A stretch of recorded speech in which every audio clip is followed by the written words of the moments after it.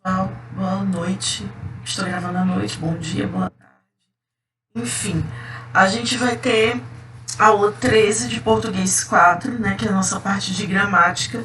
Nós vamos falar hoje de verbos impessoais. A gente já falou bastante de verbo, e agora os impessoais são aqueles que, por uma situação de sentido ou normalização da língua, não possuem sujeito e estão conjugados, em sua maioria, na terceira pessoa do singular. Então, quando a gente fala em verbos impessoais, são aqueles que não têm sujeito, né? Eles não flexionam, só flexionam, aliás, na terceira pessoa do singular. Por exemplo, a gente tem o verbo haver, quando empregado no sentido de existir, né? É uma das categorias mais básicas de verbos impessoais. Verbo haver no sentido de existir, eu não tenho sujeito, e então ele é um verbo impessoal e ele deve ficar na terceira pessoa do singular. Por exemplo, aqui. Adoro quando eu vou voando. Quando eu passo demais todas as páginas. Pronto, aqui, ó. Que ele fala bem no final.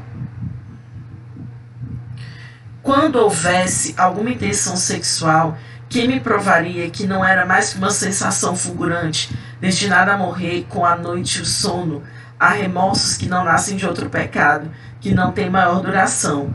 Observe que as duas ocorrências do verbo haver, houvesse e há, encontram-se no sentido de existir, e estão flexionadas na terceira pessoa do singular. E esse é um dos mais básicos que tem, porque a gente estuda esse caso tanto em orações e sujeito, como estuda em concordância verbal. Então é só dar uma relembradinha mesmo. Quando aqui os verbos sempessoais também, quando empregado no sentido de tempo transcorrido, tipo o verbo fazer, né? Ó, o verbo haver também, o verbo fazer, ó. Há dias em que não vejo sermão na escola. Então, o verbo haver também indicando tempo, ele não tem, não tem sujeito.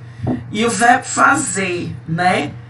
Quando eu vou indicar tempo também, faz dias, faz meses, faz anos. E não é fazem meses, fazem dias, fazem semanas. Não, isso não está certo. Gramaticalmente isso não está correto, certo? E uma observação é que o verbo haver, quando ele é impessoal, transmite essa impessoalidade para o seu auxiliar nas locuções verbais. Por exemplo, aqui, ó, deve haver motivos para tanta discussão entre os funcionários. E não devem haver.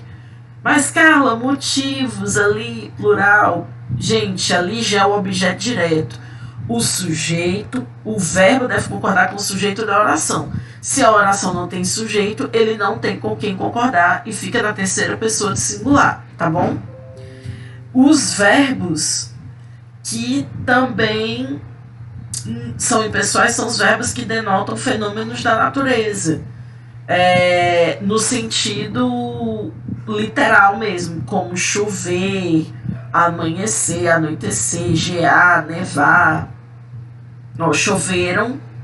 Aqui, ó, está chovendo há semanas, não suporto mais. Ora, a chuva faz bem às plantinhas. Obrigado por me lembrar disso. Mas aí, então, quando esses verbos, que são fenômenos da natureza, eles não estão sendo usados no sentido literal, como nesse exemplo, choveram elogios à sua atuação ontem na peça. Aí o verbo flexiona e aí nós vamos ter sujeito, tá? O verbo ser, quando está empregado no sentido de tempo,